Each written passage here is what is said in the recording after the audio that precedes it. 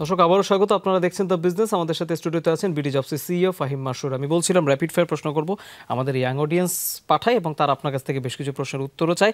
আমি প্রথম প্রশ্নটি করছি। প্রথম প্রশ্ন, আপনার প্রথম পেশা বা চাকরি কোনটি ছিল? আমার প্রথম চাকরি ছিল অ্যাজ এন ইকোনমিক্স। আমি যেহেতু ইকোনমিক্সে পড়াশোনা করেছিলাম, আমি ইকোনমিক্স হিসাবে কাজ করেছিলাম। কোথায় করেছিলেন? একটি প্রাইভেট অর্গানাইজেশনে। ওকে, 2 নম্বর প্রশ্ন, বিডি জবসে কোন ধরনের চাকরির বিজ্ঞাপনে প্রার্থীদের রেসপন্স সবচেয়ে বেশি আসে?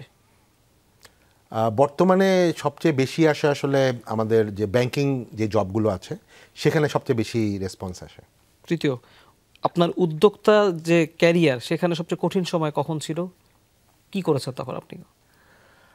সবচেয়ে কঠিন সময় আসলে সবচেয়ে আমাদের প্রায় 25 বছর হতে চললো, প্রথম দিকটাই ছিল। কারণ প্রথম দিকে তো আমাদের সম্পর্কে কেউ জানতো না, এখন তো সবাই জানে। তখন আসলে আমাদেরকে বিভিন্ন কোম্পানিকে, অর্গানাইজেশনকে বোঝাতে হচ্ছিল যে তোমরা এখানে জব পোস্ট করো।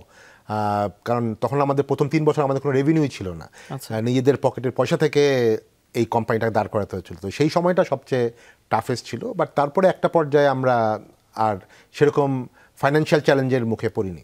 ওকে, পরের প্রশ্নে যাচ্ছি। 4 নম্বর, বাংলাদেশের চাকরির বাজারে সবচেয়ে বড় চ্যালেঞ্জ কোনটি কি আপনার মনে হয়? দক্ষতার অভাব নাকি সুযোগের অভাব? আমি মনে করি আসলে সবচেয়ে বড় চ্যালেঞ্জ আসলে মানসিকতার অভাব। দক্ষতার অভাব আগেও ছিল, সুযোগের অভাব আগে ছিল, বাট এটার আছে। কিন্তু মানসিকতার অভাবটা, যে আমি আসলে অনেক ক্ষেত্রে আমাদের ইয়াং জেনারেশন তারা যদি নিজেদের আউটলুকটাকে চেঞ্জ না করে, এই যে একটু আমরা কথা বলছিলাম যে বিভিন্ন টাইপের কাজের ব্যাপারে নিজেদেরকে ফ্লেক্সিবিলিটি করা, যে কাজ আমি মাথায় এইটা রেখেছি এটাই যে করতে হবে, নট নেসেসারি। অপরচুনিটিটা নিয়ে অপরচুনিটিটাকে এক্সপ্লয়েট করাটাও আসলে একটা বড় ব্যাপার। ওকে, পরের প্রশ্ন যেতে চাই। যদি আপনি আগামীকাল একজন তরুণ চাকরি প্রার্থী হতেন, আপনি কোন খাতকে বেছে নিতেন চাকরির জন্য? আমি মনে করি যে বর্তমান বিশ্বে যেভাবে চেঞ্জ হচ্ছে, agriculture will be the biggest sector. আমি নিজেকে এত একজন এগ্রো প্রফেশনাল হিসেবে তৈরি করতাম। ওকে, খুব ইন্টারেস্টিং উত্তর। 6 নম্বর প্রশ্ন, বাংলাদেশের চাকরি বাজারে গত 20 বছরে সবচেয়ে বড় পরিবর্তন আপনি কোথায় দেখেছেন?